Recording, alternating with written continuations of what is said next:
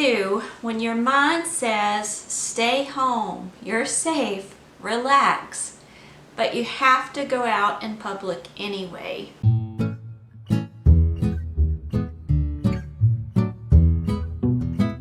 It'd be great if we could stay home all the time, but that's probably not the healthiest option. Today I'm going to talk about coping with depression, anxiety, and severe panic disorder in public. This is probably one of the most difficult videos that I have made to date. It helps me to cope with anxiety, depression, and panic disorder to DIY. It actually is one of the main things that brought me out of my first depressive state. And I continue to do that today. When I'm at home, it's not that bad. Sometimes it is, because when I know an event or even a small family gathering's coming up, the wheels start turning in my mind and I start thinking of all the possible scenarios. One time, a well-meaning friend asked me, "What are you scared of?" And I thought to myself, I may have said out loud, I wish it were that simple to explain. It's not a specific fear. It's more of a dread of what could happen or feeling the fear itself. So fear is a fear itself. You're afraid what's going to happen when I get in that small group of people and I start feeling fearful and I have to get out quickly. What are my friends going to think of me if today I just don't have the strength, the courage, or the stamina to go up and talk to them? What if I just wave? Are they going to feel like I'm being unfriendly? And it doesn't have to be a huge event like a wedding. It could be a small family gathering. It's nothing that I do for fun. It's nothing that I do on purpose. It just happens. First of all, I want to stress I'm not a medical professional. This is just firsthand experience. Secondly, everybody experiences anxiety, depression, and panic disorder differently. Yours may be more severe or not as bad as mine. This is just what helps me cope. For me, when I'm home, it's a lot easier to keep my mind off of things by staying busy. That's why I do so many do-it-yourself projects, and I love to do all of these different improvements around the house. My hands are busy, my mind is occupied, so I keep my mind off of dwelling on those negative thoughts and those fearful thoughts. When you're out in public, it seems to be more difficult because you can't keep yourself busy. Having a stress ball or just something to squeeze onto and knead, that helps a lot because I can focus on that. If I have tension, I can really hold tight onto whatever that thing is that I'm fidgeting with and just release that energy and that stress into that. Don't give me an ink pen because I will be the one in the side going click, click, click, click, click, click. Another thing that you might catch me doing now and then if I'm not feeling that comfortable is I try to stay on the outskirts of the activity. I don't want to be right in the center of where everything's going on. So I might sit in a chair on the outside. At church, I help out with the sound team. I can sing, I enjoy singing. The rest of my family sings and plays instruments, but I like to get in what we jokingly call the fish tank.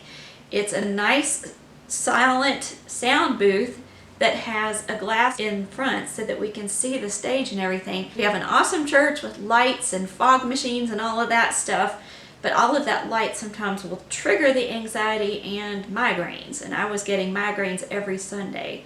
So that's one way I can take part, still feel like I'm doing something to help my family and be with my family and to help my church, but at the same time I'm keeping the anxiety and the migraines under control. If I'm going to an event like a wedding, I always try to volunteer to help, either decorate, set up tables, be in the kitchen helping out, or cleaning afterwards. That way my hands are occupied, my mind is somewhat occupied, I'm still taking part and socializing, but I don't feel as frantic on the inside.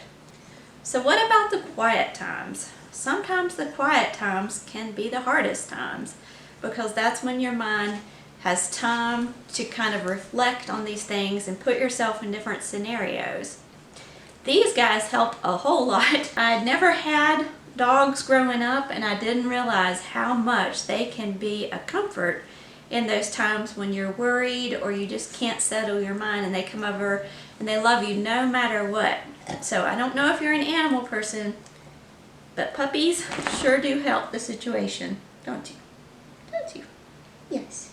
Yes, you do. Surround yourself with a team of encouraging people. We need people who are going to encourage us, even if they don't completely understand. They're going to say, hey, you know what?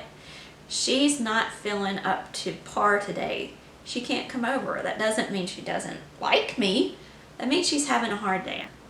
It's okay to not be okay sometimes. Sometimes we just have to admit, I can't do this today. It's not okay to not be okay all the time. If more days than not you're finding yourself too fearful to leave the house or to do all the activities you usually enjoy, it's probably time to see a doctor. We need to stop taking ourselves so seriously all the time. Stop being such an adult. One thing that my husband's late brother taught me was to let my hair down and have some fun, that I don't always have to be a serious grown-up. During one of the most stressful times in our life, my husband's father had passed away, and a few months later his brother passed away. His brother and I were very close. His father and I were too.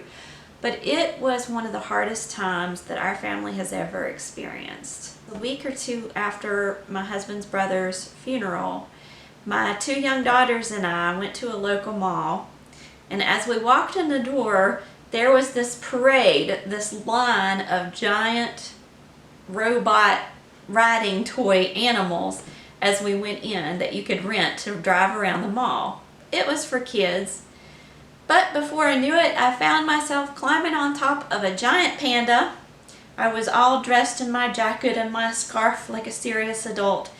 We had all of these serious adults doing their grown-up things around us, and my little girl was in the driver's seat, and we took off on the back of a giant robot panda all through this nice mall, and we had a ball. I pulled out my camera, and I was so happy I did. I have footage of us running around, driving around the mall shortly after my husband's brother's funeral, and I know that's exactly what he would have suggested that we do. Let your hair down. Have some fun. Don't be so serious all the time. In those moments that you feel brave enough to step out and have some fun, some good, clean fun, it really does your body good. Laughter really is good medicine. It actually can bring healing. There are grooves. It's like your brain gets in this groove of depressive thoughts, of what if, of these terrible thoughts. And in these moments of childlikeness or just fun, you're creating new grooves, you're creating new memories. And that's one of the best things that you can do to help heal your mind. If you're not a believer or you don't consider yourself a religious person, feel free to skip to the next chapter, but you are more than welcome to stay. Now I want to speak to you as a believer, as a Christian, a person who's been brought up in the church. Because there's certain things that you're not going to hear, maybe you will, but there's things I wish I would have heard sooner that have helped a lot. I was very grateful for a doctor in a Christian college community where I first was diagnosed, who was willing to say, this is not a lack of faith, this is not because you don't believe enough, this is not because you've sinned, it's nothing that you do. It's a chemical imbalance. It's a medical condition. Don't feel like you're less of a Christian, that you have less faith for reaching out. We as Christians a lot of times are hard on ourselves when things go wrong. It's not so much, sometimes it is, but it's not so much, God, how could you let this happen, as what am I doing wrong? How did I bring this on myself? There's a lot of wrong teaching in the church, that we bring things on ourselves. Now, of course, obviously, there are some things that, yeah, you do something stupid, something stupid's probably going to happen to you. But there are some things that happen just because we live in a fallen world. Bad things happen. People get cancer. Is that God's will? No. Does He allow it to happen? Yes. Do I know why? No, not really. We live in a fallen world. This is not a perfect world.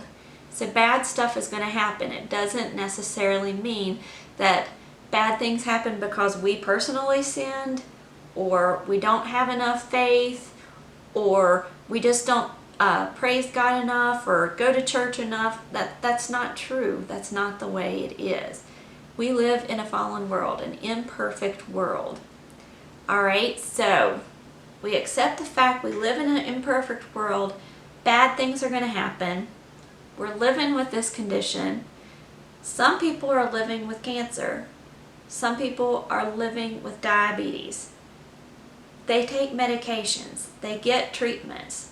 For some reason, there's a stigma that sometimes goes with the Christian taking medication, getting counseling, seeing a psychiatrist. You're treating yourself. God has given us these resources to help us. He didn't just leave us hanging here. Just like a diabetic may need insulin. If you have a chemical imbalance, you may need serotonin. There's a chemical missing in your body. There's not enough of it, or maybe there's too much of something.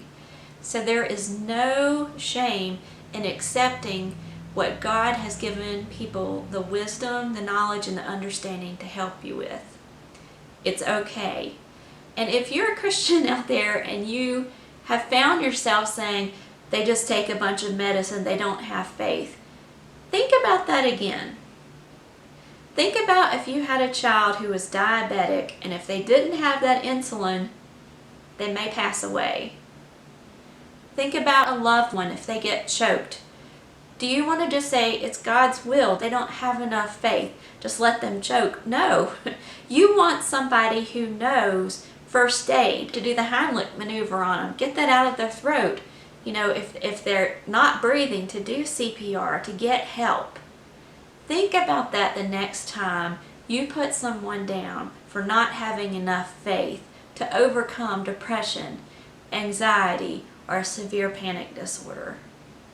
God brings you people to help your family in all those medical situations.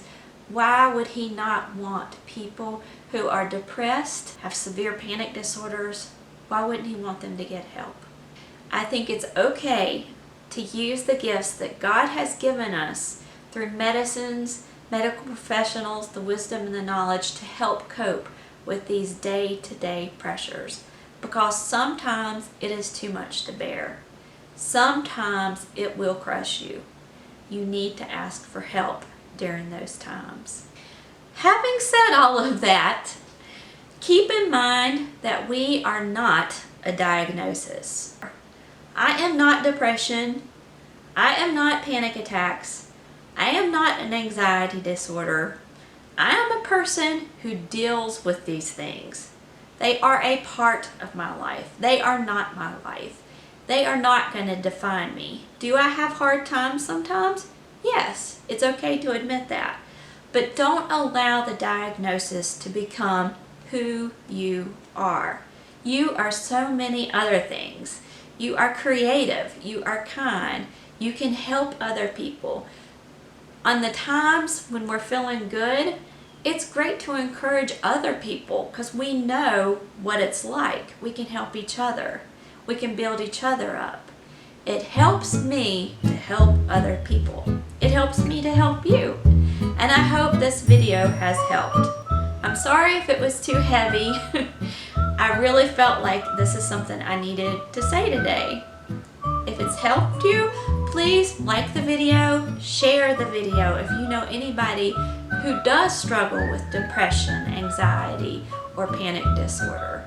Let them know they're not alone. There's people out there that care. Be sure to subscribe to the channel.